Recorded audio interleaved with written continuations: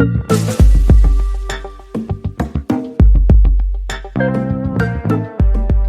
après, je dirais qu'au fur et à mesure que tu le pratiques, nous, on a des cercles où on fait parfois presque que ça dans la pratique de la conscience collective.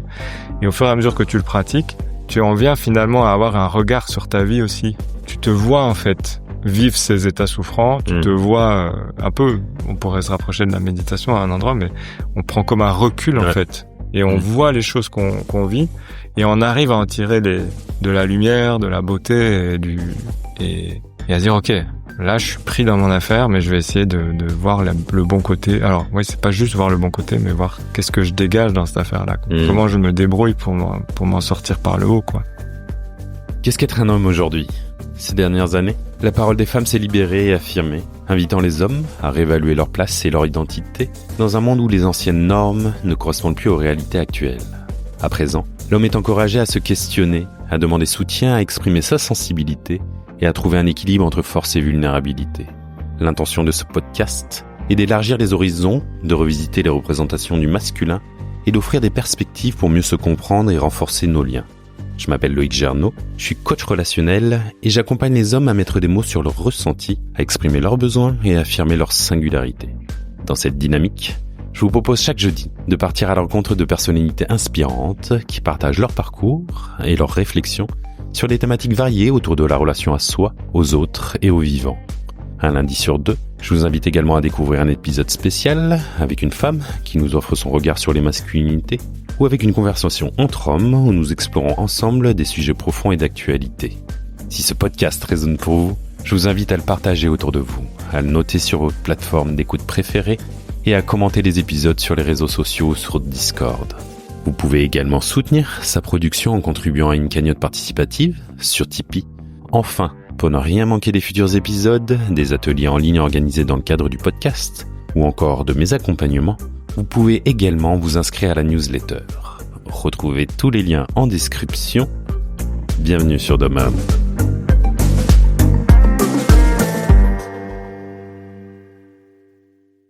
Et si le cercle était plus qu'un espace de parole ? Et s'il devenait un chemin vers soi, vers l'autre, et vers une conscience plus vaste ? Aujourd'hui, de plus en plus d'hommes cherchent à se relier, à déposer les armes, à tisser des liens sincères. Mais comment faire vivre cette reliance et surtout comment la faire durer ? Dans cet épisode, j'accueille Gilles-Ivan Franquignoul, cofondateur de la Sagesse du Chêne et facilitateur de cercles et de communautés vivantes. Je le reçois notamment à l'occasion de la prochaine sortie du documentaire Des cercles et des hommes, un film qu'il a co-réalisé pour transmettre l'expérience de ces espaces entre hommes. Avec lui, on parle de cercles, bien évidemment, mais aussi de conscience collective, de miroitement de l'âme, de loyauté, de deuil et du lien au vivant. Gilles-Ivan revient sur son parcours, sur son amitié avec Charlie Leca, sur la fin de la Sagesse du Chêne et sur ce que cette aventure lui a appris. On parle également de ses nouveaux projets et de ce que cela lui demande, notamment de se montrer après des années passées à œuvrer dans le collectif. Un épisode profond, sensible et inspirant. Alors comment faire cercle pour éveiller la conscience ? Bonne écoute.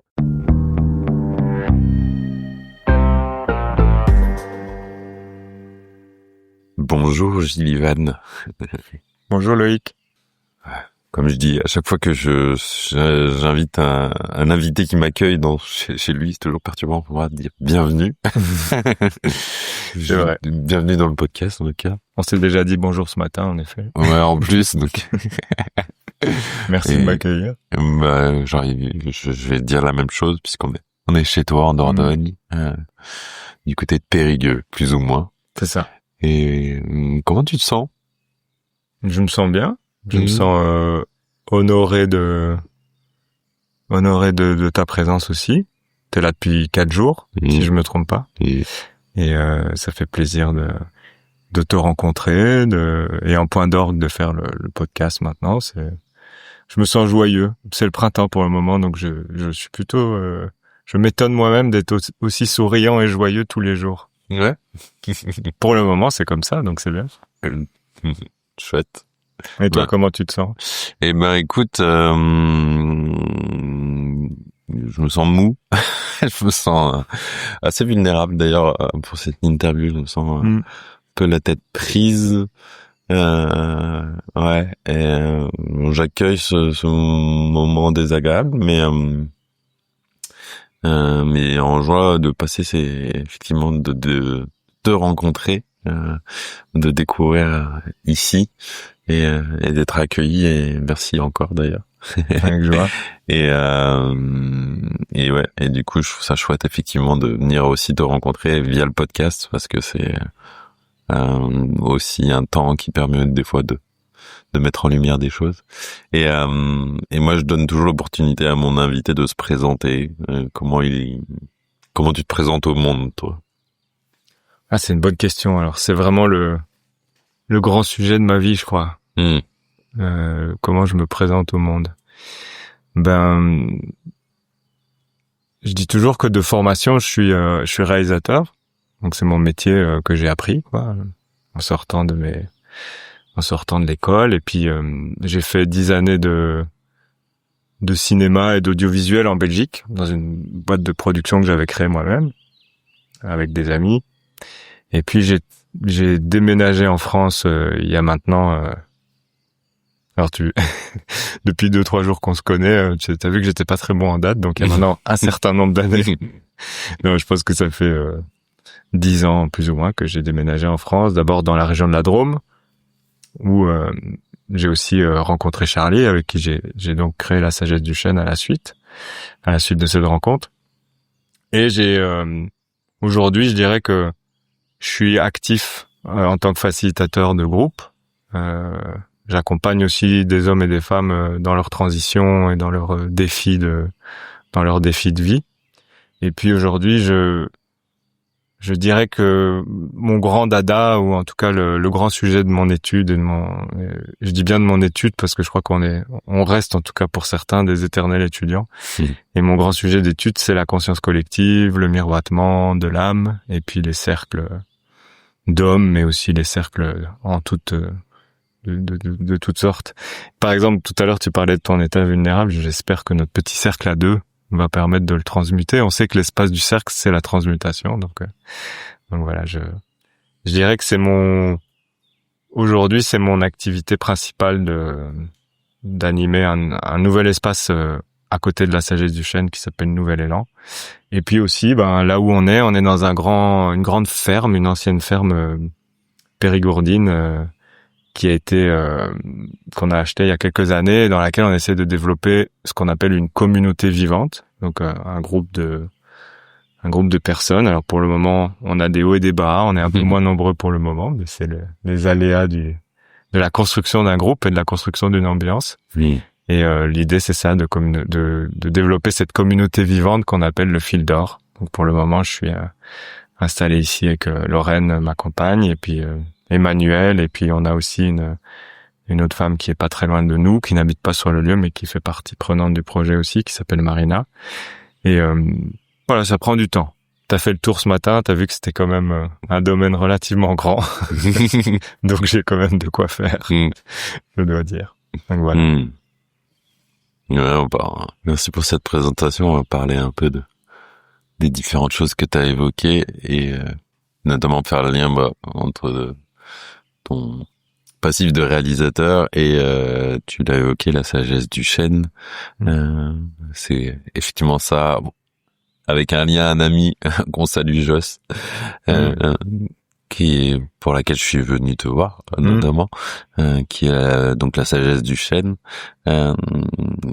Tu devrais, avec Charlie, on va en parler aussi, avec Charlie sortir un documentaire prochainement pour je vais pas spoiler, mais pour clore une histoire. Pour autant qu'elle se ferme, est-ce que tu peux nous présenter la sagesse du chêne? Ouais, carrément. Moi,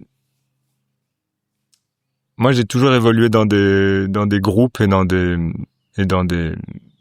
organisations humaines. En tant que réalisateur, j'avais une équipe. Il y a toujours eu du monde, et puis j'ai toujours aimé ça. Et puis, à un moment donné dans ma vie, j'ai vraiment voulu partir de Belgique, aller habiter à la campagne. J'avais de la famille en Ardèche, dans le sud de la France, donc c'était une évidence pour moi de partir. Et puis des éléments de ma vie personnelle, entre autres avec mes parents, etc., ont fait que j'ai pas pu tout de suite partir. Et j'ai rencontré dans un stage de développement personnel, hein, on va le dire comme ça. J'ai rencontré dans un stage avec Bhakti, qui est une femme amérindienne québécoise qui donne depuis de nombreuses années en France et en Belgique des stages de cercle autour de la roue de médecine amérindienne. J'ai rencontré Charlie Leca, donc Charlie qui était on s'est rencontrés en Alsace, donc amis, on va dire plus ou moins à mi-distance entre la Belgique et la Drôme, un peu plus proche de chez moi quand même. Et puis Bhakti, elle encourageait beaucoup à l'époque, c'était il y a 15 ans, peut-être un peu plus de 10 ans en tout cas. Elle encourageait beaucoup, et elle encourage toujours les femmes à se réunir en cercle de femmes. C'était vraiment l'émergence de ces espaces-là. Ouais. Et on était quand même assez peu d'hommes. Et cette fois-là, on était quand même quelques-uns. On était au moins 4 pour un groupe de 15. Donc c'est pour te dire, c'était une grande concentration d'hommes. Et elle nous a un peu mis pas la pression, mais elle nous a dit, bon les gars, qu'est-ce que vous faites là? Il est temps de vous réunir, de vous mettre en cercle, etc. Il s'avère que moi j'étais seul à Bruxelles, en tout cas dans ce petit groupe, dans cette mouvance entre guillemets de Bhakti. Il y avait personne avec moi à Bruxelles, en tout cas j'en connaissais pas des hommes là-bas.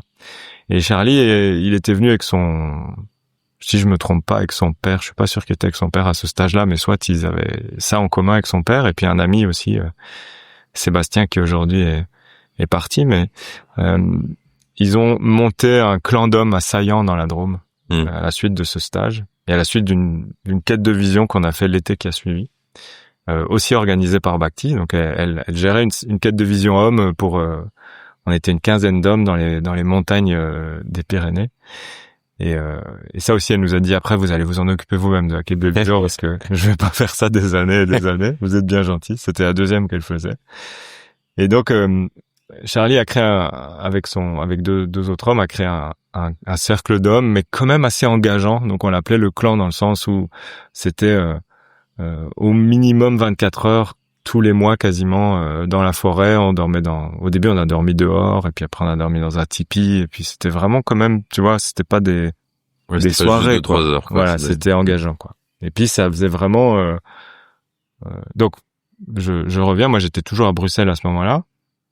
Et j'avais vraiment le projet de partir, et puis c'est ce qui m'a un peu mis un coup de pied aux fesses, on va dire, le fait que le clan se crée en Drôme, et je me dise, mais en fait c'est bon, là j'ai envie d'aller en Ardèche, j'avais comme mission et envie d'aller en Ardèche, puis je me suis dit c'est tout près, je vais me rapprocher, au moins je pourrais être au clan. Et c'était vraiment une période, comme je l'évoquais, où j'ai perdu ma mère à ce moment-là, et c'était une période vraiment, et puis mon père quelques années après, c'était une période où j'avais besoin de ce soutien. Et je sentais vraiment, j'ai toujours dit que c'était le milieu supportif, quoi. Il me manquait ça aussi un peu à Bruxelles. J'avais plein d'amis de cœur, de gens avec qui j'étais vraiment bien dans ma vie sociale, mais j'avais pas ce lien, en fait, de la parole, cette envie de sacraliser un peu les espaces de parole, quoi. Et donc, je suis arrivé assez tôt dans le clan qui s'appelle toujours, parce qu'il existe toujours, on n'y est plus, moi j'y suis plus, mais il existe toujours, le clan des sangliers. Ça venait d'une histoire, ils avaient trouvé une peau de sanglier, ils voulaient en faire un tambour, qu'on n'a jamais vraiment terminé, mais peut-être il est terminé maintenant. Et donc voilà, j'ai vraiment rejoint Charlie et le clan, aussi dans une volonté de m'accompagner moi-même, j'allais dire de me guérir, mais c'était pas tant ça, mais enfin voilà, tu l'as compris, une dimension supportive, quoi, ouais. Consciente, et j'avais envie de ça. Et puis ça m'a vraiment accroché assez rapidement. Au fur et à mesure, on était au début, ils étaient 3, puis on a été 5, 6. Et puis en fait, il y avait une place limitée. Quand on a eu le tipi, on était 10 maximum. Donc on s'est retrouvé à 10, 11 à certains moments. Et ce qui se passe, c'est qu'il y avait d'autres personnes dans la vallée de la Drôme. C'était quand même assez excitant à ce moment-là, à ce niveau-là. Il y avait plein de choses qui se passaient. Il y avait beaucoup d'hommes qui voulaient nous rejoindre, parce qu'ils en entendaient parler. Et puis, c'est ce qui nous a amené avec Charlie, à un moment donné, à proposer de vivre les tout premiers stages qu'on a fait. C'était venez vivre l'expérience d'un clan. Donc on proposait de passer une nuit au tipi, et puis nous, on créait comme un clan éphémère, un cercle éphémère, et on a fait ça au tout début. Et puis il y a eu donc on avait créé la sagesse du chêne à ce moment-là. La sagesse du chêne, ça vient d'une histoire en nature où un chêne était tombé d'une falaise devant nous dans les gorges du Chassezac, j'arriverai pas à le dire, les gorges du Chassezac en Ardèche. Et on avait eu une espèce de... À ce moment-là, quoi. Ouais, les années juste avant, ou quand je suis arrivé en Ardèche, en fait. Au tout début de ma rencontre avec Charlie, on va un jour dans les gorges du Chassezac, qui était tout près de chez mon père, où il habitait, et nous est tombé du haut de la falaise un énorme chêne dans la rivière. Il y avait personne autour de nous, et puis c'était vraiment très étrange, quoi. Charlie a traversé à la nage la rivière, a été chercher un morceau de chêne, et on en a fait un bâton de parole, même 2 d'ailleurs, parce que on en a plusieurs, on en a un chacun. Et le bâton est devenu le bâton de notre... Mais au début, on n'avait pas l'idée de faire la sagesse du chêne, mais quand on a cherché un nom pour faire ces petits partages autour de l'expérience de cercle, le chêne est arrivé vraiment avec une évidence. Et puis la sagesse, ma foi. En plus, c'est l'arbre de la sagesse, donc j'ai envie de dire à un endroit, c'était logique. Et après, donc, comme je disais, on a commencé ce petit séjour, on en a fait qu'un. Je pense qu'il devait y avoir 3 participants. On était vraiment pas très nombreux, mais c'était chouette de commencer comme ça. Et puis il y a eu le confinement qui est arrivé, et là on a découvert, comme beaucoup, Zoom. On a commencé à faire ça en visio, une rencontre une fois, et puis après ça c'est devenu des petits modules. On a commencé à avoir des hommes intéressés qui venaient vraiment vivre ça, et puis c'est sûr que c'était un moment où les gens avaient besoin de liens, donc c'était quand même une belle opportunité. Ça se faisait. Il y avait déjà des gens qui faisaient des cercles d'hommes, c'est sûr, et puis ça fait des années et des années. Parfois, quand j'entends des gens qui me disent « Ah, mais quand même, on est des précurseurs et tout », je dis « Oui, bon, ça fait quand même vraiment longtemps qu'ils font des cercles d'hommes, entre autres au Canada et tout ça. » Et puis voilà, la sagesse du chêne, ça a commencé comme ça. C'est vraiment notre projet avec Charlie ça aura été notre projet pendant 5 ans. Donc nous, on s'est rencontrés... je pense qu'il y a 10 ans à peu près, ça je devrais vérifier. Et ouais, je devrais lui demander, mais je crois qu'il est tout aussi nul que moi. On vérifiera dans les archives. Et donc oui, on s'est retrouvés à faire ça pendant 5 années. On a fait des stages en présence, surtout dans la Drôme. On a fait 2 quêtes de vision. Et après, on est arrivé ici en Dordogne pour lancer le projet de communauté, où on a commencé ce projet à 5, puis là Charlie et sa compagne ont pris la décision de retourner dans la Drôme il y a 1 an maintenant. Et donc d'une certaine manière, le projet de la sagesse du chêne, c'est la première fois qu'on se retrouvait aussi séparés à une longue distance, parce que la Drôme et la Dordogne c'est pas si proche. Et on a senti que c'était bien qu'on clôture sous cette forme-là le projet, quoi. Donc le projet aura vraiment duré 5 ans. Et on l'a jamais vraiment entre guillemets professionnalisé, dans le sens où notre volonté et vraiment l'intention de base, c'était partager autour des cercles d'hommes notre expérience et soutenir la création d'autres cercles. C'était surtout ça aussi. Et vraiment, c'est ça qui aujourd'hui nous rend... Ça a marché? Bah oui, voilà, c'est ça que j'allais dire, c'est que je sais que ça rend Charlie fier aussi parce qu'on en parle. Il y a quand même pas mal d'hommes qui se sont mis en chemin à partir des expériences qu'ils ont vécues avec nous, et qui ont créé leur cercle à leur manière. Donc c'est-à-dire que il y a des randos cercles, il y a toutes sortes de cercles différents, et il y a pas de recette d'une certaine manière, sagesse du chêne. Le seul petit truc que nous on fait, que peut-être d'autres font un peu moins, je sais pas, c'est qu'on fait le miroitement de l'âme. Donc on en parlera un peu après. Ça, c'est un peu la couleur au fur et à mesure qui fait qui a spécifié un peu nos cercles. Et donc, comme tu l'évoquais, on a fait un film maintenant, on a tourné un film il y a 2 ans en juin, où le principe, c'est que... Ça fait 2 ans. Ouais, ça fait 2 ans. Ouais, c'est fou, hein. Et puis nous, on était dans les travaux ici dans la maison, tu l'as vu, et c'est moi qui monte le film, et donc j'avoue que j'ai pas, après les séances de mortier, d'enduit à la chaux, j'avais pas la fougue d'aller me mettre au bureau. J'ai essayé pourtant, mais c'était chaque fois un peu... Et donc là, je m'y suis remis sérieusement, et l'idée, c'est qu'en juin, on fait notre dernier stage avec la sagesse du chêne. On fait un week-end à la fin juin dans la Drôme, et l'idée, ça serait... Je dis toujours au conditionnel parce que c'est quand même moi qui suis à la manœuvre. Je veux pas me mettre trop de pression. Ce serait de présenter, si pas le film totalement fini, en tout cas déjà une belle version du film. Et ce film, c'est un voyage qu'on a entrepris de Dordogne, où on a été visiter les hommes qui ont répondu présent, on a fait une demande à tous les hommes avec qui on avait travaillé, et on a peut-être une quinzaine d'hommes qui ont dit ok, on peut vous accueillir et on peut répondre à une interview sur notre expérience de cercle, sur ça a apporté. Exact. Et c'est vraiment aussi souvent des hommes, ces 15-là, qui ont été qui sont vecteurs et moteurs de cercle dans leur région. Ouais, concret. Voilà. Donc il y en a dans le nord de la France, un peu en Belgique, il y en a en Alsace, et puis pas mal dans la région aussi de Saillant et de la Drôme.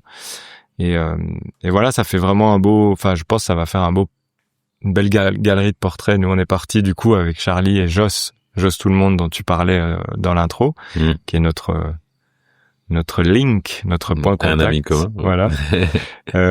Et Joss qui est aussi musicien et donc qui avait écrit des chansons sur le cercle, enfin qu'on a aussi nous rencontré dans notre parcours avec la sagesse du chêne et qui nous a rejoint à un moment donné. Et donc on est parti à 3 et la mission de Joss c'était de filmer notre aventure avec Charlie, d'aller rencontrer. Et comme ça me permettait de lâcher la caméra. Même si la tentation était quand même forte de lui arracher des mains de temps en temps, mais en même temps, ça m'a beaucoup détendu de savoir que c'est lui qui filmait, et puis c'était vraiment chouette. Alors, ça sera un film d'interview, principalement. De témoignages. De témoignages. On n'a pas filmé de cercle volontairement, parce qu'on pense que c'est pas le sujet. Je dis pas que c'est mal ceux qui le font, mais en tant que, dans notre intention, c'était vraiment pas de filmer les intérieurs de cercle. De partager ce que ces cercles amènent, en fait. Voilà. On parle même assez peu de ce dont on parle dans un cercle. On parle de ce qui les a transformés, de l'expérience aussi du miroitement, et de comment ils se mettent en chemin. Parce que, ils ont cet espace support de cercle. Parfois, il y en a qui participent à des cercles, d'autres qui en animent, d'autres qui font les deux à la fois.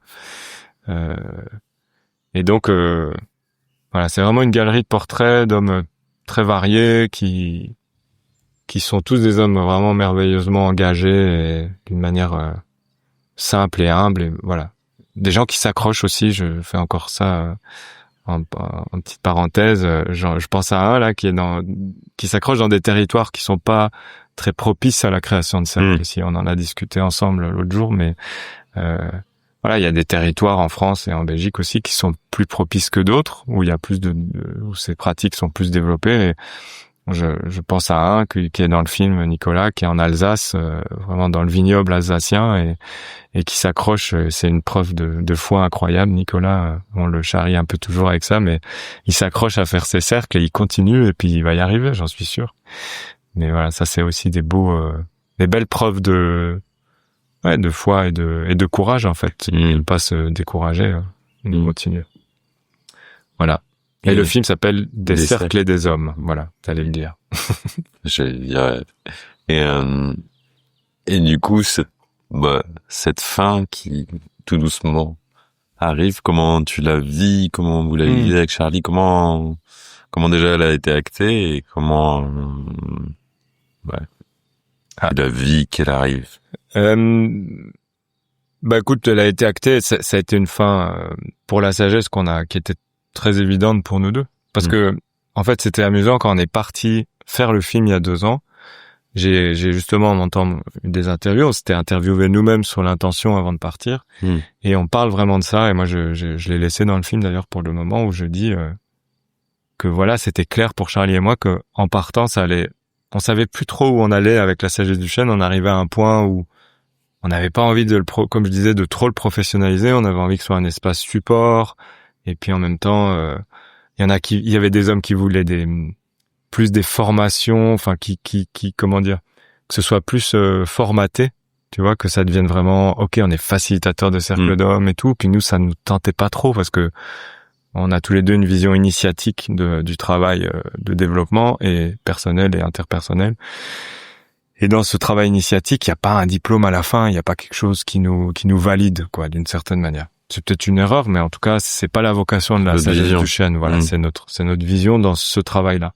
Et avant de partir faire le film, on s'était dit, soit c'est un nouveau départ, soit c'est une conclusion de quelque chose, mais quoi qu'il en soit, on aura rencontré tous les hommes. Parce que ce que j'ai oublié de spécifier, c'est qu'il y avait des hommes qu'on avait vus que sur Internet. Okay. Avec qui on bossait depuis 2 ou 3 ans.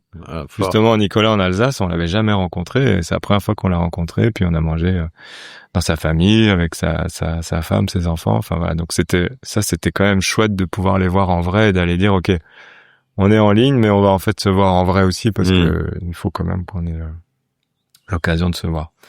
Et donc, comment j'appréhende cette fin? J'ai envie de dire que on avait émis l'idée que ça pouvait s'arrêter en fait. Voilà. Donc le fait de l'acter, là, c'est sûr que il y a un endroit émotionnel parce que comme j'ai expliqué, pour moi c'était une grande partie de ma vie aussi de ces dernières années. Mais c'est aussi comment respecter en fait les besoins de chacun, des uns et des autres. En l'occurrence les besoins de Charlie qui étaient de retourner. Entre-temps, il a eu un bébé, donc il a une petite fille. Et avec Aline, sa compagne, ils ont décidé de retourner vivre dans la Drôme. Et puis c'était leur besoin. Et puis c'était très beau aussi d'accueillir ça en fait, et de se dire OK, on est dans très souvent dans la vie, on se met des loyautés très difficiles à tenir. On se met des loyautés. Et moi, j'ai beaucoup eu ça dans mon histoire. J'ai eu 2 fois ça dans mon histoire, un meilleur ami comme ça, comme Charlie l'a été, et d'une certaine manière l'est toujours. Et on se met des énormes charges de loyauté, et qu'après on est là, ça tire, on a envie quand même de faire autre chose, mais non, on peut pas, c'est loyal quoi. Mais à un moment donné, l'amour, c'est aussi d'accueillir la limite de l'autre et de dire OK, malgré toutes les loyautés là, on est dans des réalités qui ont évolué et il faut que ça change. Et c'est correct et c'est très bon que vous vous écoutiez. Et c'est de réussir que tout le monde puisse être à l'aise avec cette situation. Et entre autres, la fin de La Sagesse du Chêne, ça a été ça en fait. C'était vraiment de se dire OK, parce que fondamentalement, on pourrait continuer des années, on pourrait continuer à développer le truc, on pourrait. Les quêtes de vision, c'était sans doute ce qu'on préférait faire. Mais on s'est aussi dit, on va faire que les quêtes de vision, et puis on va essayer d'en faire 3 par an pour que ça devienne un peu rentable, etc. Puis chaque fois qu'on pensait comme ça, on se disait, non, mais en fait, ça a pas de sens, en fait. On va faire juste le projet qu'on a envie de faire quand ils arrivent, et puis après, si c'est plus ça, c'est plus ça. Et donc là, on s'est vu, c'est amusant parce qu'on a relancé, mais ça, j'avoue que c'est un peu moi. J'ai une fougue un peu j'ai une fougue, donc en janvier j'ai relancé un peu la machine en mode allez, on fait plein de stages et tout machin, et puis après on s'est juste rendu compte que c'était trop en fait, avec la nouvelle réalité qui était de vivre à je sais pas moi 600 km d'écart, moi pris dans le développement de la communauté, lui dans sa vie avec sa petite fille qui a tout juste 1 an, voilà, c'était plus ajusté en fait, c'était plus le bon costume en fait, là, était devenu obsolète. Et puis je dirais, pour clôturer cette petite question que tu m'as posée, je dirais que c'est vraiment, on a surtout de la gratitude de se dire que ça va être un stage, le stage qu'on fait en juin là. Je pense que c'est 20, 21, 22 juin, tant que je l'ai en tête. Et j'espère qu'il y aura en partie ces hommes-là qui seront là, et puis qu'on pourra montrer le film dans la région de Saillant aussi, et puis ça va être une fête en fait de finir ce projet, de célébrer, honorer complètement. Et pour moi, je crois encore fondamentalement dans les cercles d'hommes. D'ailleurs, moi-même aujourd'hui en Dordogne, j'ai rejoint un groupe qu'on a un peu monté avec une des personnes, mais avec un autre homme, mais dont je suis vraiment participant et pas du tout facilitateur. Et pour moi, c'est comme une hygiène aujourd'hui, une hygiène sociale. Tu partages. Voilà, c'est ça. Et ça fait vraiment un bien fou. Tous les mois, on se voit, et puis je partage vraiment cet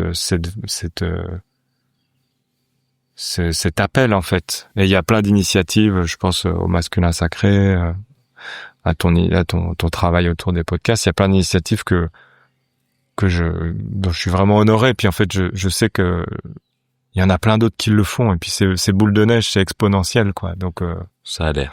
Voilà.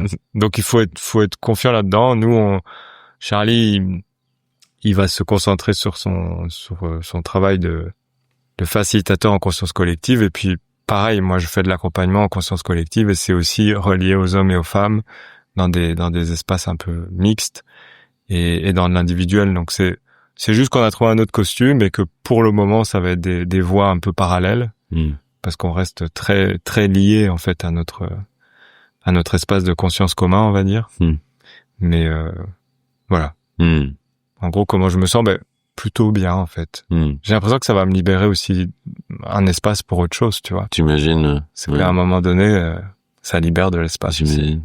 Ouais, puis j'entends un rituel de clôture pour ces 5 années, donc c'est aussi beau et c'était intéressant ce que tu disais sur la loyauté, tu vois. Des fois, ça me questionne aussi jusqu'à quel point tu t'engages en fait, à quel moment tu te dis non en fait possiblement là c'est plus ce qui est juste pour moi malgré peut-être un engagement que j'avais pris, donc je trouve ça.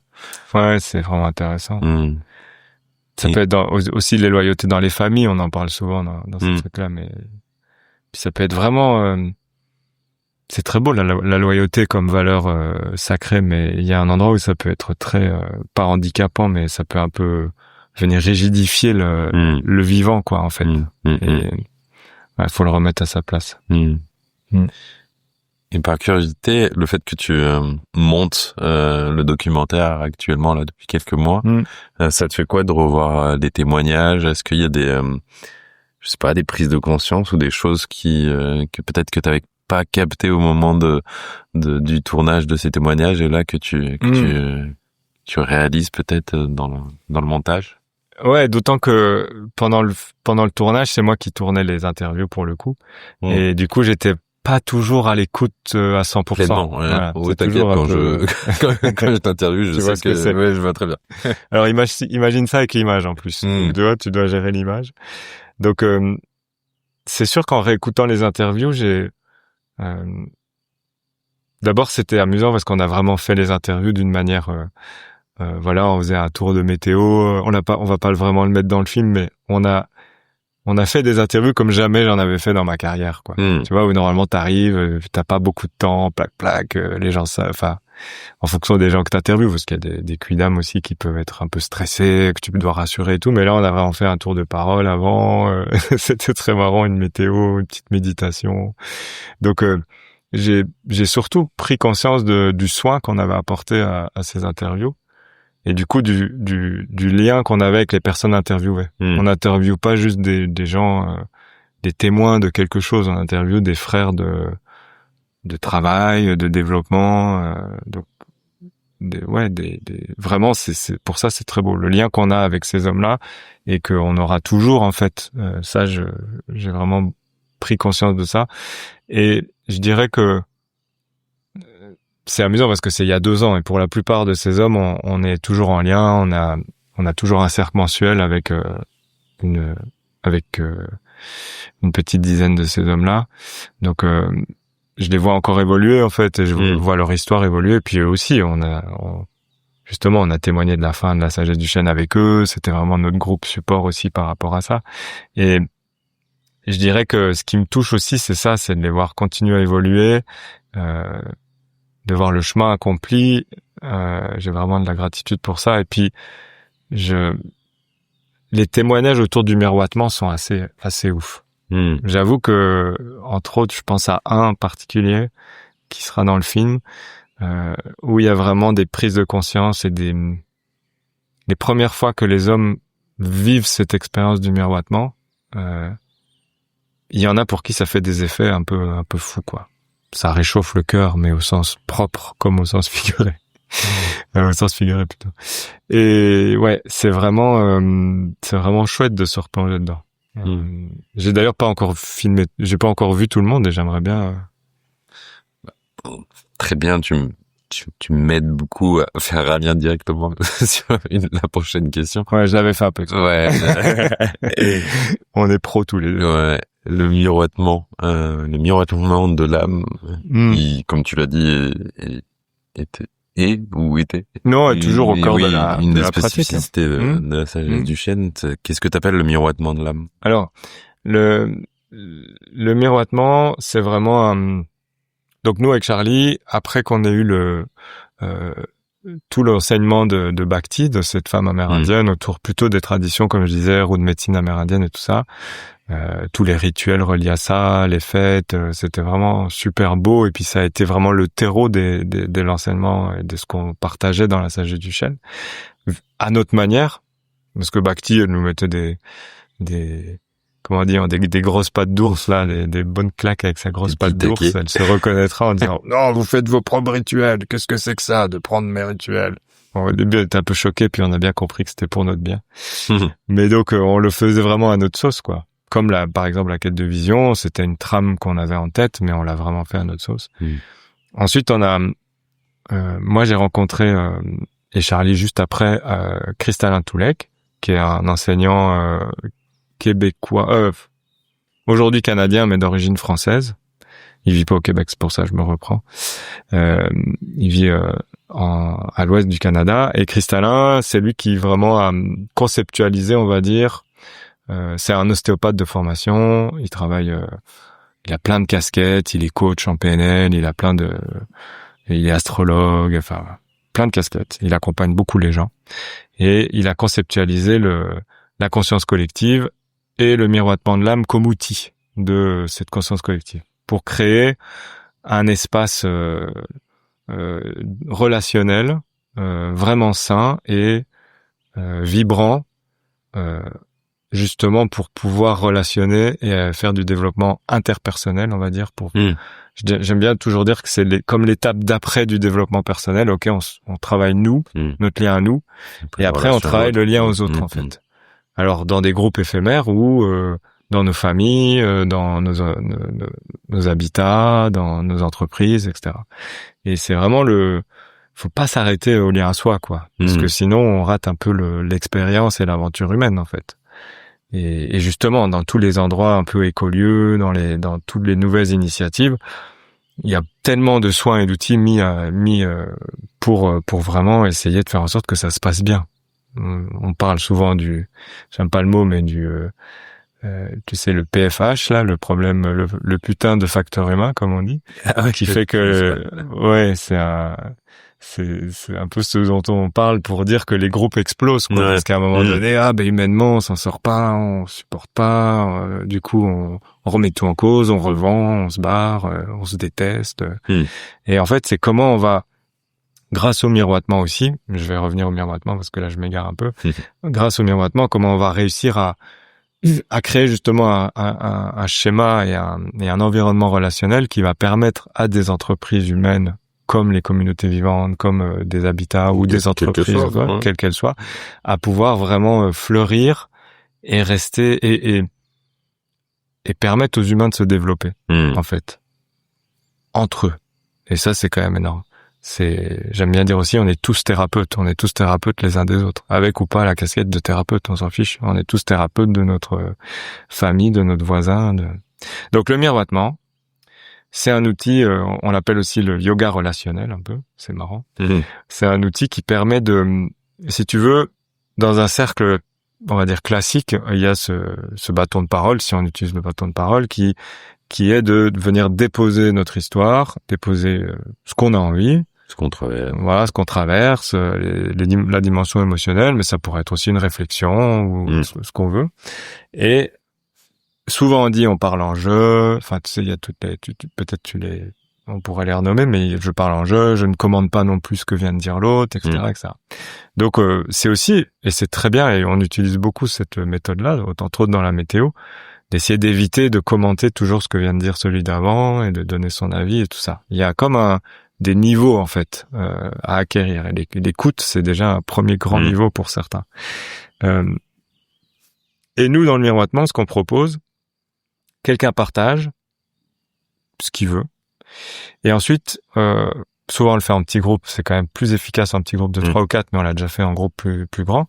Les gens qui écoutent, les personnes qui ont entendu le partage vont, et on propose de commencer par ce qui m'a touché dans ton partage, c'est 3 petits points, de vraiment partager ce qui nous a fait vibrer dans le partage. Ah ben voilà, quand t'as partagé ça, j'ai eu les larmes aux yeux au moment où t'as parlé de ton père, ou j'ai eu une idée incroyable quand t'as dit ça, ça m'a remémoré un truc, ou j'ai eu une chaleur soudaine dans le ventre, ou j'étais un peu mal à l'aise, mais souvent c'est quand même on met le focus sur la lumière. J'aime bien dire que dans un miroir, c'est la lumière qui est réfléchie. Alors certes, on voit les ombres, mais c'est quand même la lumière qui provoque les ombres. Donc on parle d'abord de la lumière. En tout cas, c'est ce qu'on demande. Et donc, on va tous faire le tour, en fait, si tu veux, de ce qui nous a touché dans le partage de la personne. Et après, on revient à la personne et on lui demande de faire un genre de petit feedback pour expliquer comment il a ressenti son retour. Donc ça a sans doute d'autres appellations que miroitement de l'âme. Nous, on utilise ce terme-là. Et ça fait vraiment comme... Je dis que c'est un petit accélérateur à particules, quoi. Tu fais ça vite fait en une matinée de stage et les gens ont un lien encore plus fort que s'ils avaient juste fait un partage au bâton, quoi, tu vois. Un lien vraiment, c'est étonnant, quoi. Le pouvoir alchimique et de transmutation qu'a cet outil, il est vraiment, moi, j'en suis toujours surpris. Et ça permet d'être entendu, quoi. Évidemment, quand on parle dans un cercle, on dépasse moi, je sais, le tout début des cercles avec Bhakti, fallait que j'y aille, quoi. Je venais de ma vie de citadin et tout, et puis j'ai rien contre les citadins. Je venais de ma vie d'avant, je veux dire, et j'arrivais avec mon bâton de parole. Là, il fallait prendre parole devant 15 personnes, dire comment on se sentait et tout. J'en laissais passer des tours avant de prendre le bâton, tu sais. Et puis je comptais dans ma tête, je me disais, allez, c'est au suivant, 5, 4, allez, j'y vais. Puis quand tu y es, tu fais pas le malin. Mais t'es entendu, c'est sûr que l'effort que tu fais pour déposer ta parole dans un groupe, c'est déjà une chose. Mais là, en plus, il y a des gens qui vont te dire que vraiment t'as été entendu. On va valider ton existence par le fait que, voilà, quand t'as parlé de ce truc-là, ça m'a fait vibrer quand t'as parlé. Donc, et je me rends compte vraiment que, par l'expérience dans les groupes, que c'est vraiment quelque chose qui manque souvent, en fait. D'être entendu. On est entendu, mais de se sentir vraiment pleinement entendu, accueilli. Le fait d'avoir un retour, quel qu'il soit, ou comment résonne le témoignage. Ouais, c'est des films noirs. Ça, j'avoue, je le fais de temps en temps. Je veux pas forcément ce nom, mais je le fais de temps en temps dans mes cercles. Et j'aime bien. Je trouve que ça donne une autre dimension, effectivement. Ouais, ça relie, quoi. C'est vraiment très étonnant. Et puis c'est une pratique très facile à mettre en place. Alors il faut s'entraîner un petit peu parce que surtout. Elle demande quoi, ouais. Ouais, surtout les hommes, on a une petite tendance parfois à conseiller. Et en fait, comme ça fait quand même, c'est pour ça qu'on dit qu'est-ce qui m'a touché dans ton partage. Mais ça appelle parfois un peu le mental en premier aussi. Donc on peut très bien être poussé à dire oui, écoute, je comprends ce que tu traverses. Et puis là, quand il y en a qui partent là-dedans, on dit hop, stop, tu t'arrêtes, tu fais marche arrière. Qu'est-ce qui t'a touché? Alors, parfois c'est pas évident, mais voilà, il y a comme une possibilité pour tout le monde de savoir ce que ça nous a fait. Ça peut pas être grand chose, mais ça peut être de dire, en fait, je suis juste ému par ton partage, ça m'a traversé, voilà. Et voilà, ça demande un peu de pratique. Ça demande de la pratique et ça permet aussi, parce que voilà, le point c'est que dans les partages comme ça en cercle, il y a souvent des partages assez, ça peut arriver qu'il y ait des partages assez denses, des choses souffrantes, des états souffrants en fait. Et c'est normal, je veux dire, on en traverse tous, on a tous des moments où on a besoin et c'est très utile dans le cercle de venir déposer, juste de déposer. On sait que ça nous guérit, ça met tout dans le grand chaudron de la conscience, dans le cœur du cercle et puis ça transmute, c'est sûr. Mais de réussir à miroiter aussi la lumière en fait de cette souffrance, ça amène aussi une dimension. Tu vois, par exemple, quelqu'un qui va traverser quelque chose de très difficile en famille et qu'un autre homme lui dise, ou une autre femme, parce que voilà, on peut faire ça en cercle mixte aussi, une autre personne lui dise dis donc, dans ton partage, je sens vraiment le courage en fait que tu as dans cette circonstance-là, parce que tu as affronté telle ou telle chose, ou la manière loyale dans laquelle tu as tenu ta famille, ou je sais pas, j'ai des exemples un peu comme ça. Et c'est quelque chose. Parce qu'en fait, du coup, instantanément, ça sort la personne de son état souffrant, de son astral un peu dans lequel on baigne bien souvent là, et on prend de la hauteur et on dit dis donc en fait je dégage aussi du courage, de la loyauté, des valeurs incroyables dans cette situation où moi j'ai pourtant l'impression de me débattre et d'être pris dans la mélasse là. En fait non, c'est quand même beau ce que je dégage. Et voilà, c'est un niveau qui permet de. Et après, je dirais qu'au fur et à mesure que tu le pratiques, nous on a des cercles où on fait parfois presque que ça dans la pratique de la conscience collective. Et au fur et à mesure que tu le pratiques, tu en viens finalement à avoir un regard sur ta vie aussi, tu te vois en fait vivre ces états souffrants, tu te vois un peu, on pourrait se rapprocher de la méditation à un endroit, mais on prend comme un recul en fait, et on voit les choses qu'on vit, et on arrive à en tirer de la lumière, de la beauté, et à dire ok, là je suis pris dans mon affaire, mais je vais essayer de voir le bon côté. Alors oui, c'est pas juste voir le bon côté, mais voir qu'est-ce que je dégage dans cette affaire-là, quoi. Comment je me débrouille pour m'en sortir par le haut, quoi. Voilà, je dirais que c'est un peu ça le miroitement. Tu l'as découvert comment, et ça t'a fait quoi la première fois ou les premières fois? Ah, bonne question. Je l'ai découvert donc du coup quand j'ai rencontré Cristallin et puis qu'on a commencé un groupe dans la Drôme avec donc il y avait Charlie et moi, puis moi j'étais avec ma compagne, et puis on était un petit groupe de 6-8 personnes à commencer ça par rapport à la conscience collective et à l'enseignement de Cristallin Toulek. Et du coup, il a amené cet outil l'air de rien, parce que il a toujours l'art d'amener les choses un peu l'air de rien. Et c'est une très bonne question. Je crois que je me souviens plus de la première fois pour le coup où je l'ai fait, mais j'ai le souvenir de moments quand même où ça t'amène une émotion en fait particulière. Où vraiment là tu te fais bien choper. Moi je suis pas un émotif. Si, je suis un émotif, mais je suis quelqu'un quand même assez réflexion et un peu dans les concepts, on va dire. Et donc je suis un peu souvent, comme je l'exprimais avec les bâtons de parole, là je suis un peu souvent le dernier à y aller, quoi. Quand vraiment il y a le pirate et la planche là et qu'il me pointe avec son sabre, il me dit vas-y jette-toi à l'eau. Mais là je suis le dernier à sauter du bateau, quoi. Mais j'aime bien rester au sec. Dans les yeux aussi. Mais par contre, ouais, c'est sûr que je me souviens quand même d'endroits où en fait on voit ta lumière, tu vois, on te miroite le fait que ah ben ouais, ce que tu viens de dire c'était quand même puissant, ou que ouais, c'est quand même très beau, hein. Aujourd'hui, on va dire qu'on le pratique plus comme on le fait dans les initiations, quoi. On essaie plutôt on entre dans des niveaux de partage et de travail où on arrive à vraiment disons qu'on dit plus la phrase j'ai été touché quand tu. On est dans des espaces de cercle de recherche, si tu veux, des espaces où vraiment ça va être plus à bâton rompu et tout sur des sujets divers et variés.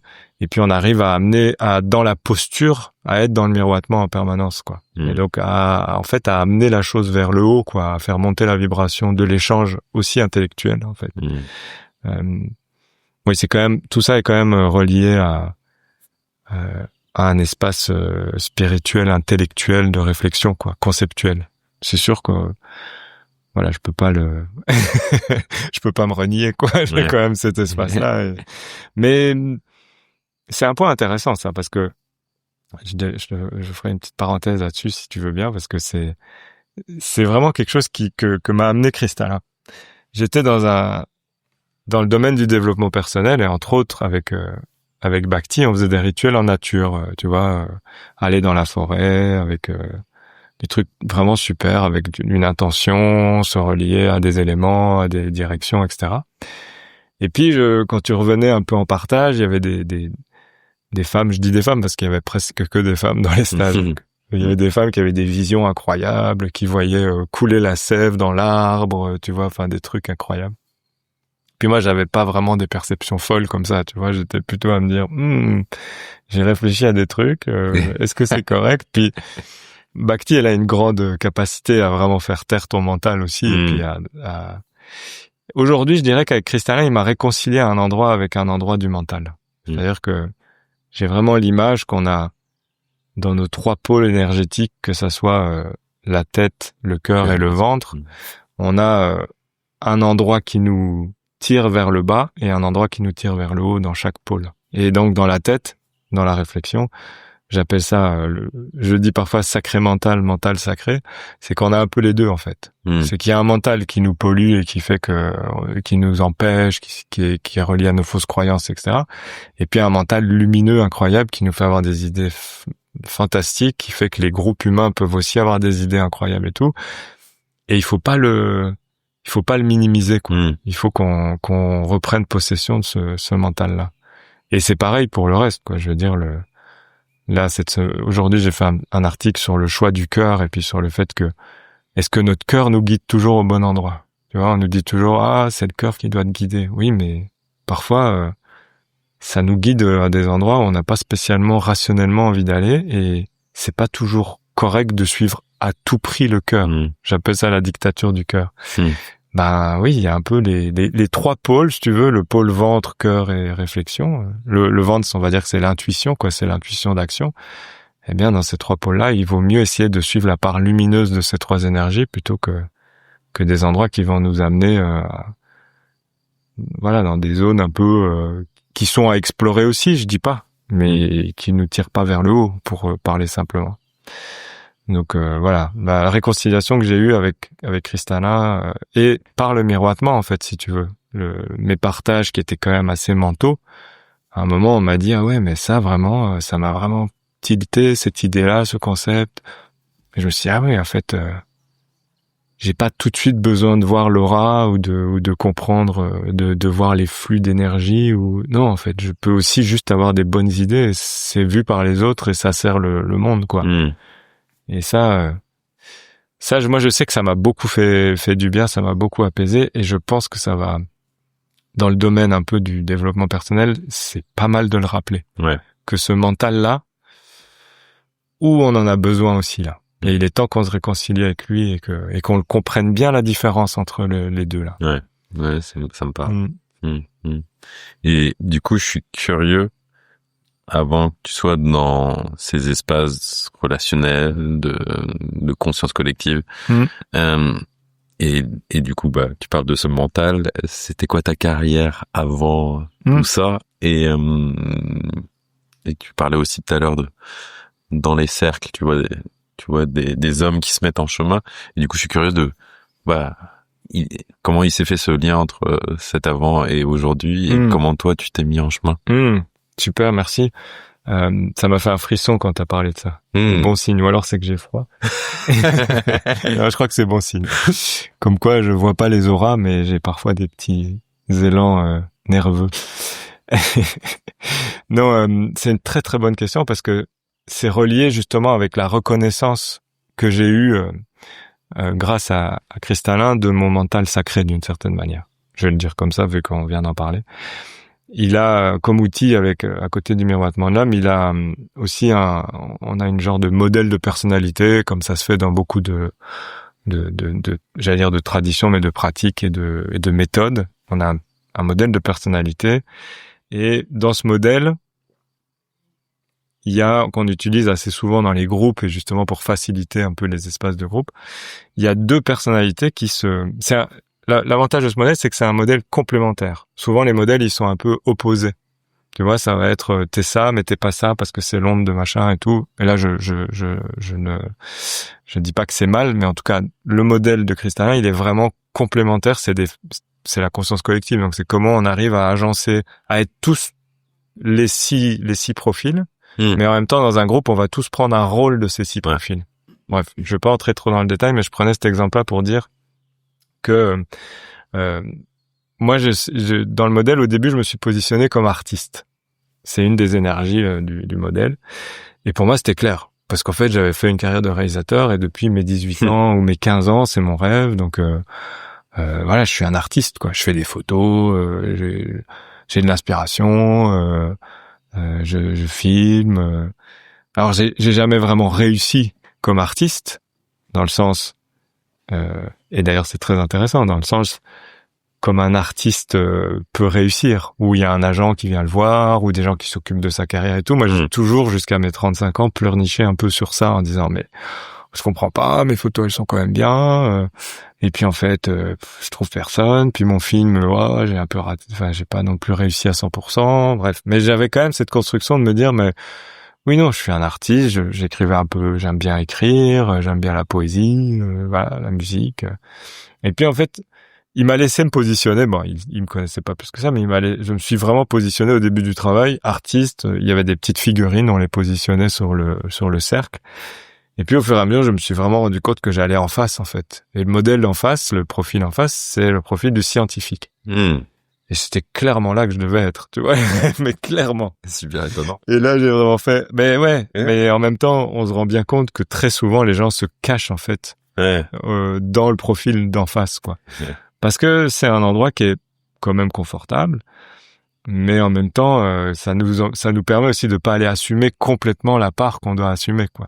Et en étant dans ce rôle d'artiste et donc aussi un peu, et pardon pour les artistes qui nous écoutent, mais de parfois un peu se plaindre ou machin, ou d'être un peu écorché vif, on va dire, à un endroit, et ben ça me permettait de pas aller assumer mon truc d'expérimentateur scientifique, conceptuel, machin truc.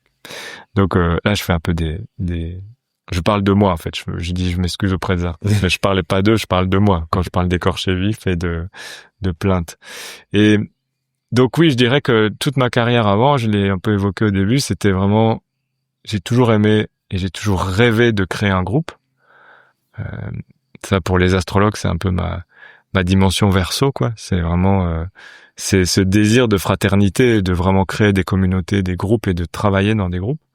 Et ça, je le sentais très fort dans mon adolescence et dans ma carrière de réalisateur, de producteur, de famille, quoi, de faire une famille de techniciens. Ouais, t'es toujours quand même souvent obligé de travailler avec des gens, même si je travaillais aussi seul à plein de moments. Et donc oui, il y a vraiment cette reliance au groupe. Et j'ai un peu perdu le fil. Tu disais oui c'est ça. Et donc en même temps, je me positionnais vraiment dans cette énergie d'artiste, quoi, tu vois, mais je souffrais un peu de ça, de pas avoir le succès escompté, tu vois, de ne pas me dire mais je devais aller grappiller pour faire une petite expo, pour tu vois, et en même temps, je sentais bien que j'aimais pas non plus ça de devoir aller le terme est pas très beau, mais me vendre ou vendre mon travail, tu vois, j'avais pas envie, quoi.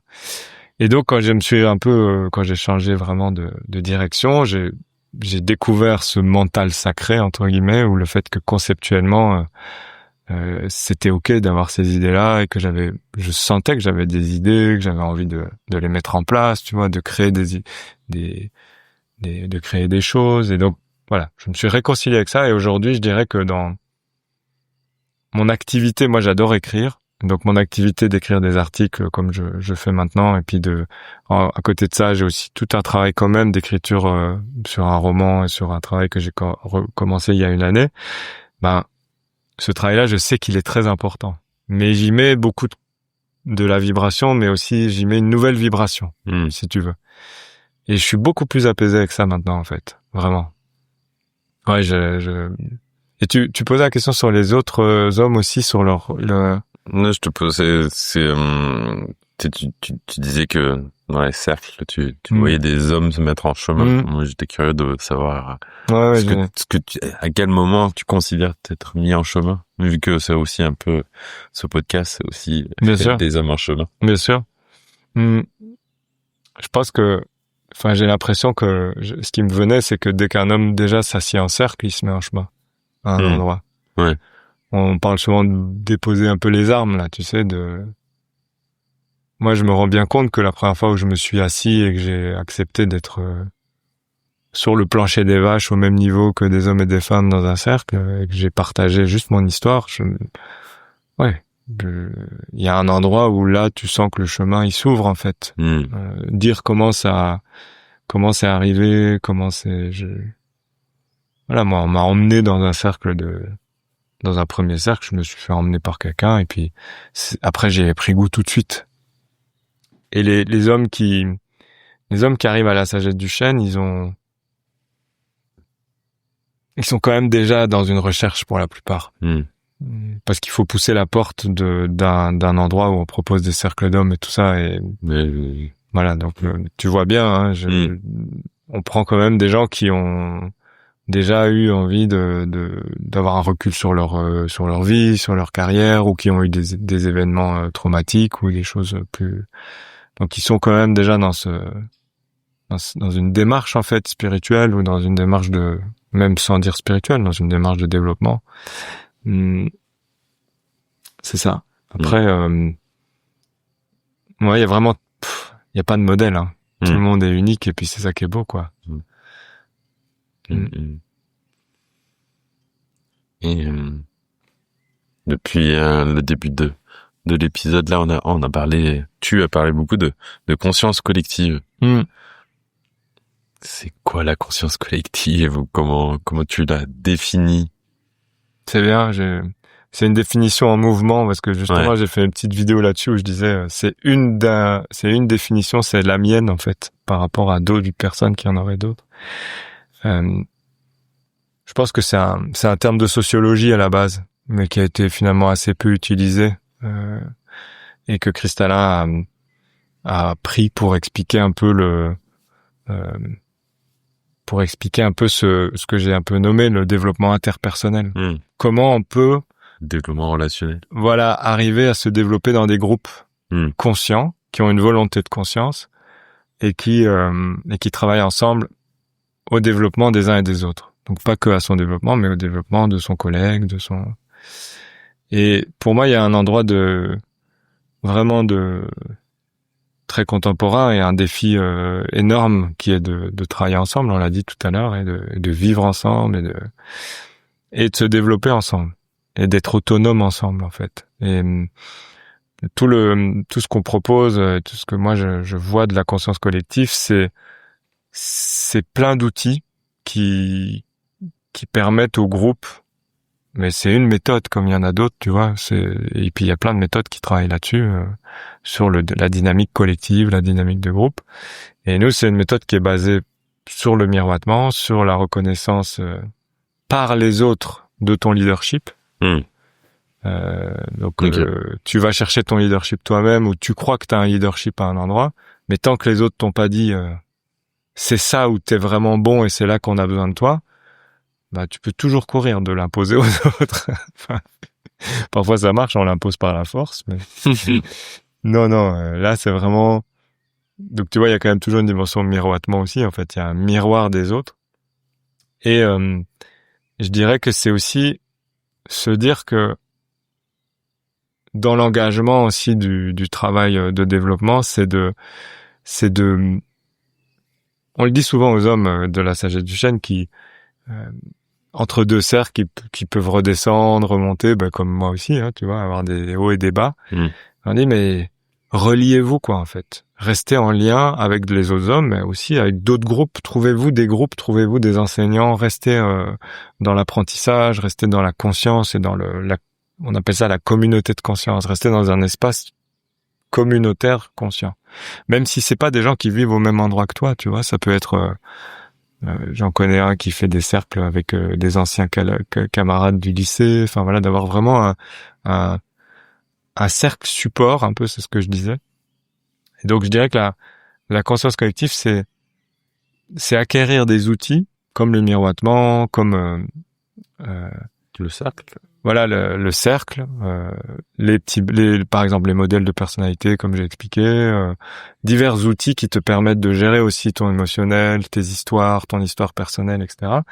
Et de te développer avec ces outils en équipe. Le principe, c'est vraiment l'équipe.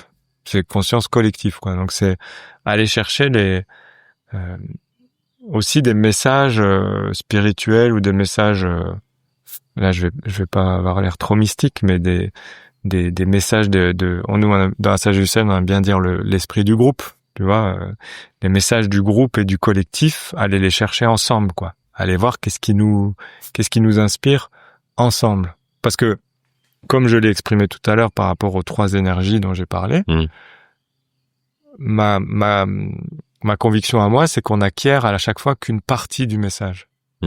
Tu vois, moi je peux avoir des idées merveilleuses, certes, j'aime bien en avoir, mais ce n'est qu'une partie de la vérité. Ce n'est qu'une facette de la vérité. Et tant qu'elle va pas passer au filtre de la personne qui est plus perception, qui va me dire ah oui, mais ça marche pas ton truc pour ça. Puis je lui dis ah mais si, tu comprends pas. Non, ça marche pas. Ok, je respecte mon idée, je respecte ta vision. Et en fait, on passe dans les filtres de tous les autres pour après, si tu veux, vraiment aller chercher une idée collective, quoi. Et aller chercher la quintessence du message, quoi. Donc, on a toujours et souvent l'impression que qu'on a une vérité unique comme ça. Tu sais que voilà, notre vision du monde, notre vérité, et tout ça. Et là, tout le travail de la conscience collective, c'est de vraiment construire ces vérités ensemble, quoi. Je dirais, d'une certaine manière. C'est tout à fait une autre définition que celle que j'avais donnée dans ma vidéo, mais c'est tout à fait correct. Ben c'est ça, parce que c'est une facette, tu vois. On demandera à quelqu'un qui est beaucoup plus projet, action que moi ou autre, et il aura une autre vision en fait de ce que c'est. Mais j'ai envie de dire que au niveau pratique, Christin Toulek, il a créé un institut d'enseignement, donc dans lequel il y a des groupes qui sont organisés, c'est une fois par semaine, c'est des soirées, et puis on pratique le cercle, c'est en Zoom évidemment, c'est en ligne. On pratique le cercle pour apprendre à évoluer ensemble, à travailler ensemble. C'est quand même intense parce que c'est une fois par semaine, quoi. Donc c'est comme un cours, c'est vraiment des cours. Et donc ça, dans l'institut qui s'appelle l'Institut I-Reçoit, Institut de recherche et d'enseignement I-Reçoit dans la santé des organisations et des individus. Et donc lui, il dirige cet institut-là. Et puis on est une petite vingtaine de facilitateurs. On est 6 en France, je pense, et on doit être le reste au Canada et aux États-Unis, au Québec et aux États-Unis. Et donc voilà, c'est un peu le début aussi de cette aventure-là, mais voilà, moi j'ai vraiment beaucoup de joie dans cet espace. En même temps, j'ai l'impression que c'est collectivement parlant. C'est là où on en est en fait, comme si il y avait eu besoin de ce qu'on appelle ce développement personnel, d'aller d'abord se retrouver, j'aurais envie de dire, pour maintenant aller vers du développement relationnel. Maintenant, maintenant que je m'aime un peu plus, peut-être, où je sais là ce que je suis, où je suis bon, ou ce que j'ai envie de proposer au monde, comment maintenant je m'entoure, avec qui et qu'est-ce qu'on fait ensemble, quoi. Non, mais t'as raison.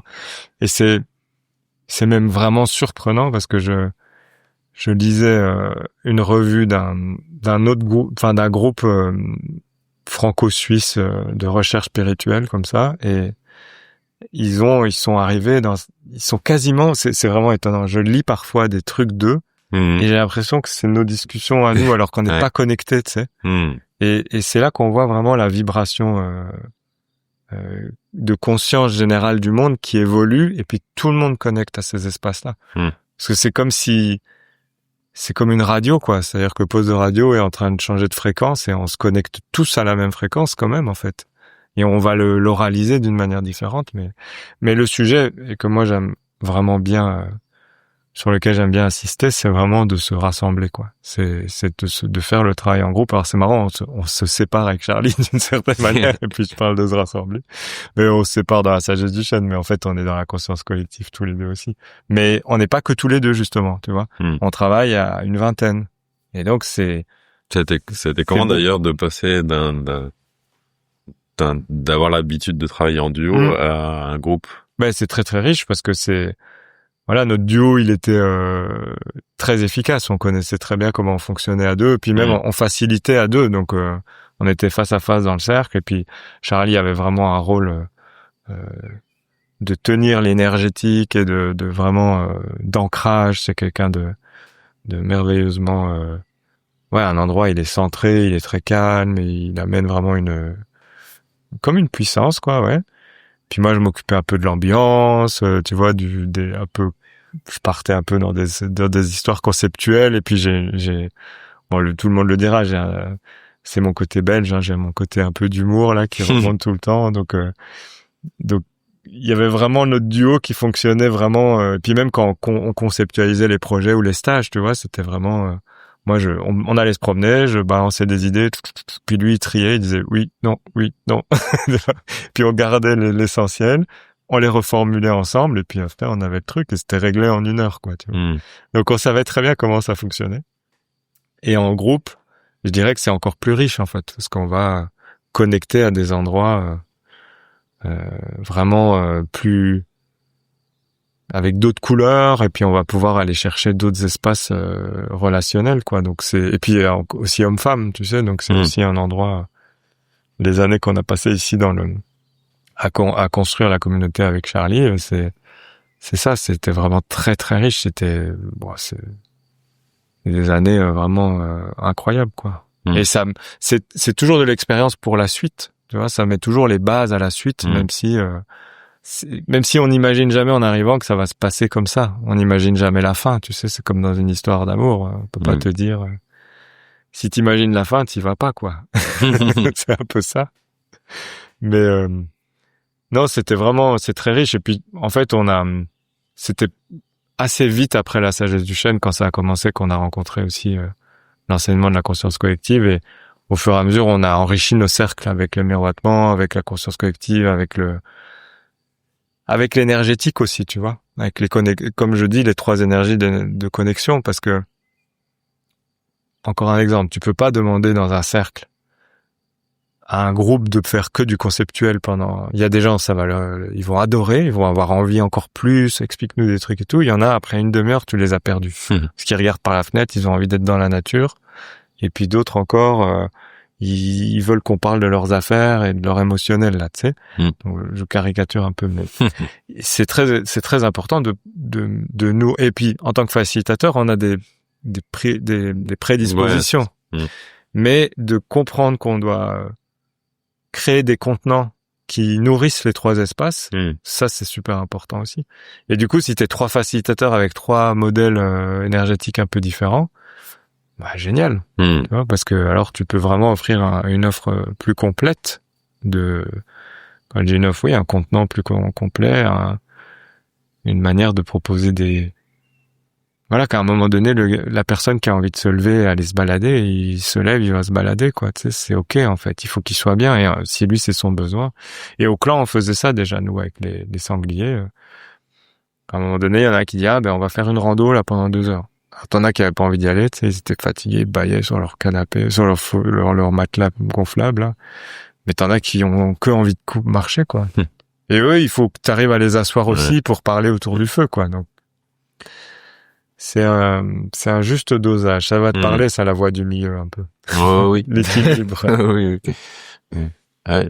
Et les cercles en chemin, c'est chouette d'ailleurs, au passage. Mais... ouais, c'est intéressant. Hein. Et du coup, pour faire le lien avec ici où tu me reçois, le fil d'or, t'essayes de mettre en place avec les personnes, notamment ta compagne ici, tous ces concepts, justement. Exactement, c'est une communauté vivante, expérientielle, même expérimentale, on va dire. Ouais, c'est ce que j'allais dire. Voilà. Oui, je dis expérientiel. C'est sûr que c'est expérientiel, mais ça, l'habitat, ça allait d'office. Mais oui, c'est expérimental dans le sens où on travaille vraiment sur le miroitement et on fait en sorte que, voilà, on essaye de. C'est intéressant que tu poses cette question.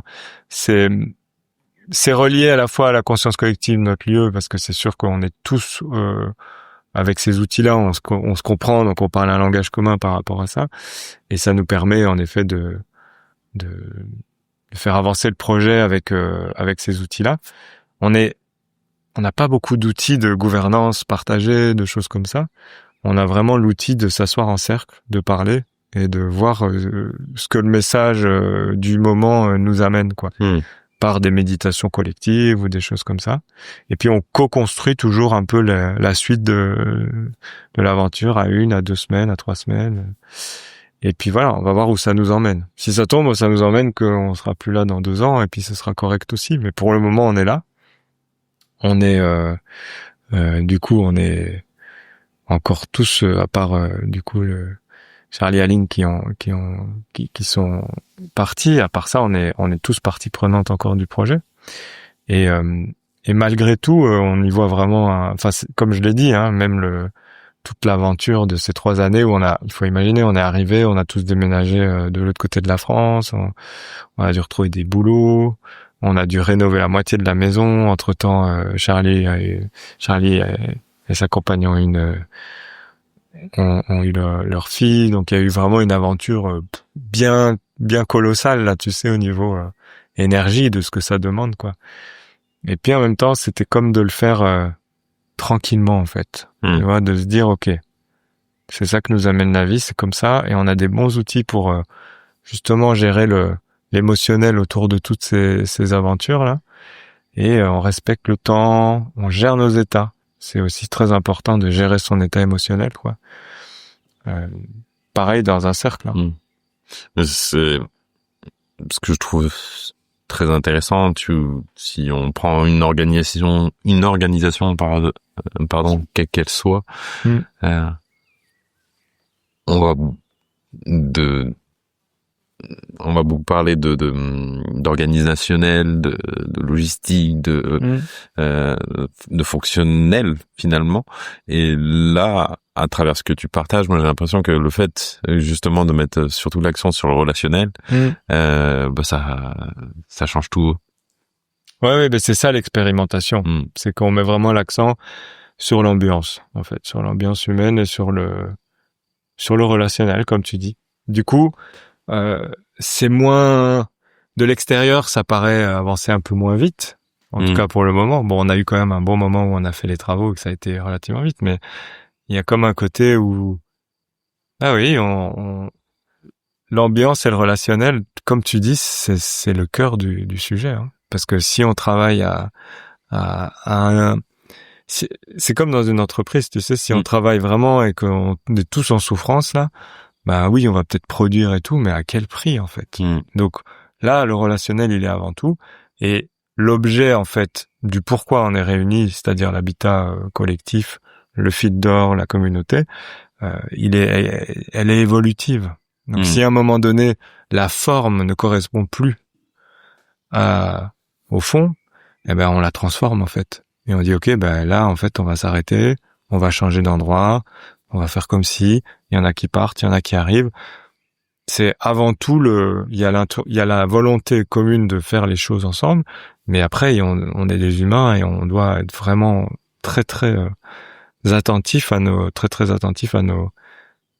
état, quoi. C'est essentiel, en fait. C'est vraiment pour moi, c'est le cœur. Ouais. Du coup, j'entends la relation à soi, aux autres et aux vivants, quoi. Bien sûr. À soi, aux autres, à la nature, à Dieu, comme on veut l'appeler, en fait. Mais, à l'invisible, quoi, en fait. À ce que j'appelle le message. Donc, à un endroit, voilà, on reçoit notre rôle, notre mission individuellement, mais collectivement aussi.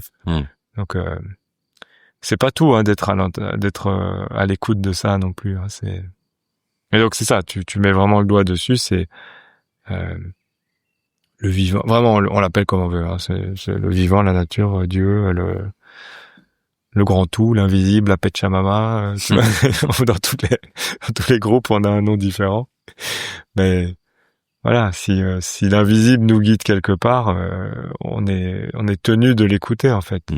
Sinon, de toute façon, ils vont nous mettre des embûches sur la route, on va se casser un truc, on va se séparer, enfin voilà, ça, on sait bien. Si on résiste, on se casse un truc, quoi. On peut pas lutter. Et dans notre projet, c'est Nouvel Élan, c'est ça? Ouais. Tu peux nous en parler? Bah oui, je peux en parler, bien sûr. L'élan, c'est un animal que j'ai toujours aimé, que je n'ai jamais vu en vrai. C'est ton animal totem. Exactement. Et c'était une histoire avec Bhakti qui était très marrant, et c'est marrant, et quand j'ai voulu du coup recommencer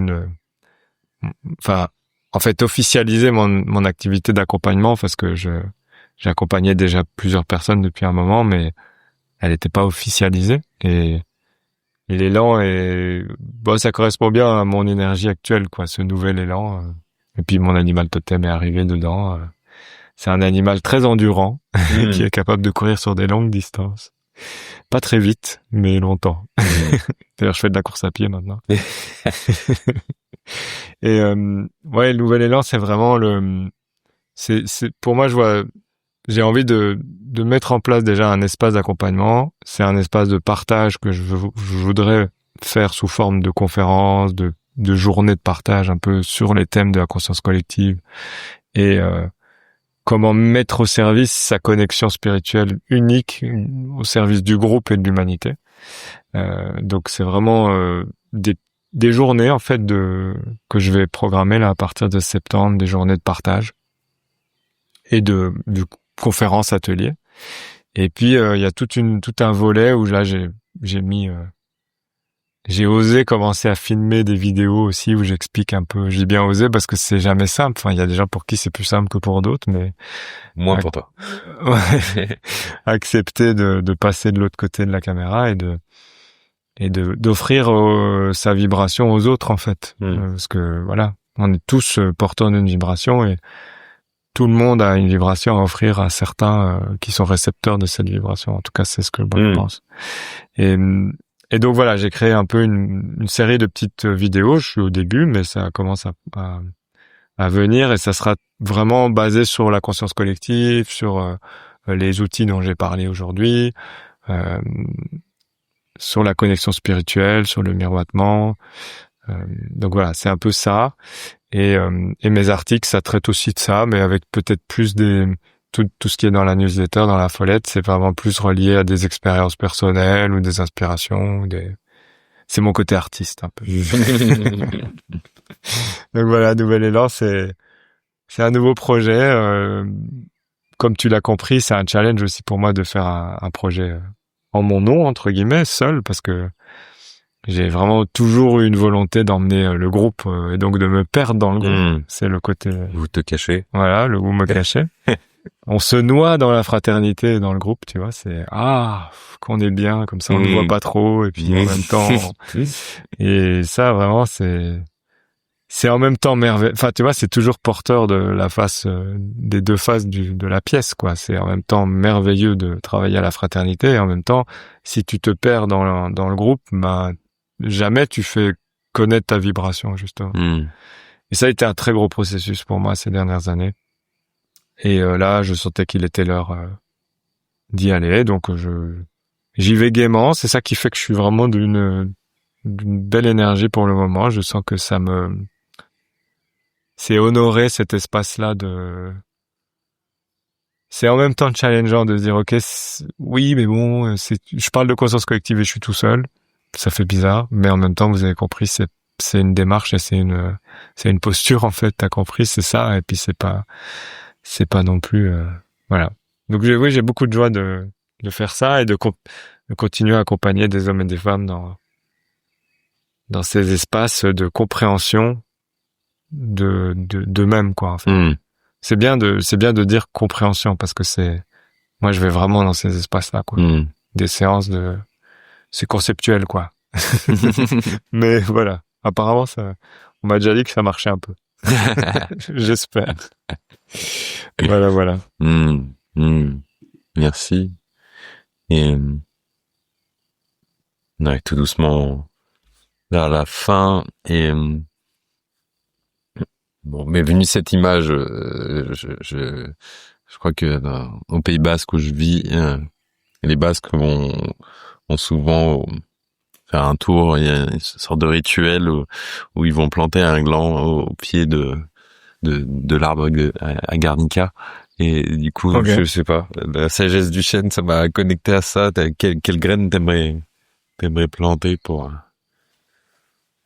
J'ai presque envie de dire pour l'humanité. Pour les hommes qui t'ont accompagné. Wow. Ouais, bah ce qui me vient là, je sais pas pourquoi ça me vient, c'est pour moi, c'est pas quelque chose avec lequel j'acte souvent. Enfin, c'est pas une phrase qui me vient souvent, mais c'est faire toujours de son mieux. Je sais pas pourquoi, c'est ça qui m'est venu quand t'as dit ça. C'est ça, je crois que ça doit être un accord Toltec, là, non? C'est pas, c'est ça. C'est vrai. Ouais, c'est sûr que les accords Toltec, à un moment, justement, quand tu te mets en marche, c'est costaud. Ça te fait du bien, quoi. C'est tellement malin. Moi, c'était un de mes premiers. Ah oui, bah, c'est sûr, hein, c'est tellement bon, quoi. Et ouais, faire toujours de son mieux, quoi. Et ça veut dire aussi se mettre en action, quoi. Et justement, continuer à apprendre, à se faire accompagner, à être mentoré, à mentorer soi-même. C'est vraiment pas rester seul, quoi. Ça me vient aussi, ça. C'est vraiment, et puis ça, on le dit souvent aux hommes. Et ne restez pas seul, en fait. Vous êtes en galère, envoyez un message à votre pote, là. On a des groupes WhatsApp, envoyez un message en disant, oh, j'ai besoin d'un peu de soutien aujourd'hui, je traverse un truc chaud et tout, pensez à moi. T'as 2 likes, un gars qui va t'appeler. On est tous disponibles les uns pour les autres, tu sais. C'est pas si compliqué d'être disponible. Et comme on est en équipe, si c'est pas un qui est disponible, l'autre l'est, et puis, donc, ouais. Se relier, et puis compter sur les autres. Mais c'est vrai que tu évoques une problématique qui est souvent rencontrée par les hommes, qui est la solitude. Tu l'as beaucoup vu. Bah, ouais, et puis je le vois encore. Ouais. Et puis même moi, je le vis encore, hein. Et puis les hommes, oui, peut-être les hommes par rapport à ça. Parlons des hommes, c'est vrai. Mais, ouais, je le vois encore. Quand t'es pris, là, tu sais, tu te fais attraper, on dit, tu te fais croquer par ton dragon, là, c'est pas évident d'aller passer un coup de fil ou de dire, ah, j'ai besoin de causer, là, tu vois. Il y en a, ils vont le faire, mais, ouais, c'est quand même et je pense que cet acte-là, d'avoir la conscience de sortir de son état souffrant, là, et de dire, ok, j'ai besoin de l'équipe pour m'en sortir, c'est déjà une belle manière de baisser les armes et de se rendre, hein, on en parlait, là. Donc ouais, je dirais ça. Mais on fait de son mieux. On fait de notre mieux, pardon.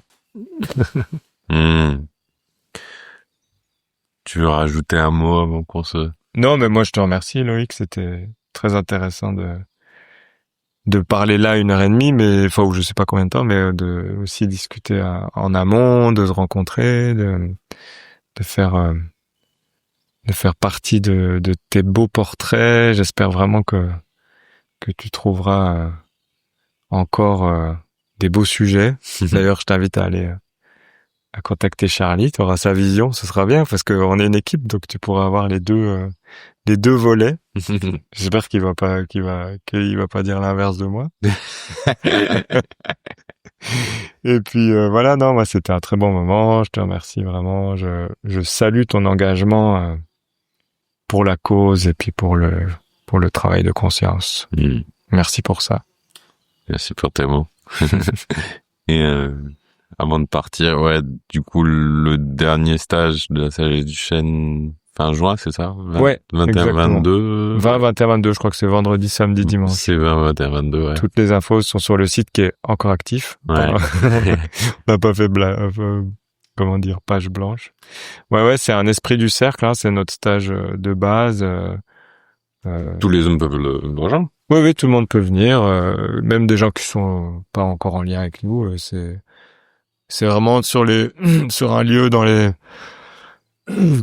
3 becs, là, sur la montagne des 3 becs, un lieu incroyable qui donne face au Vercors. C'est plein nord, il fait bien frais.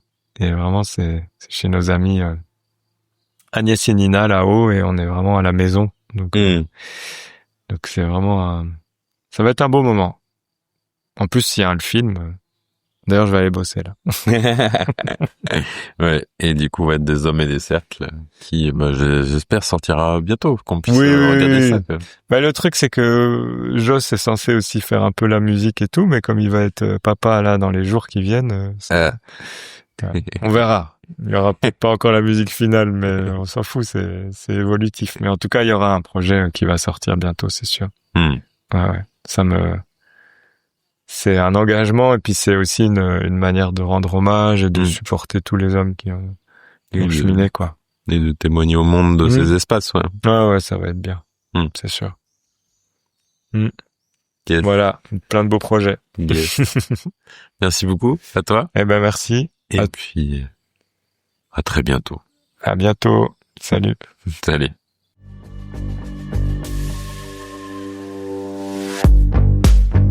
merci d'avoir écouté cet épisode.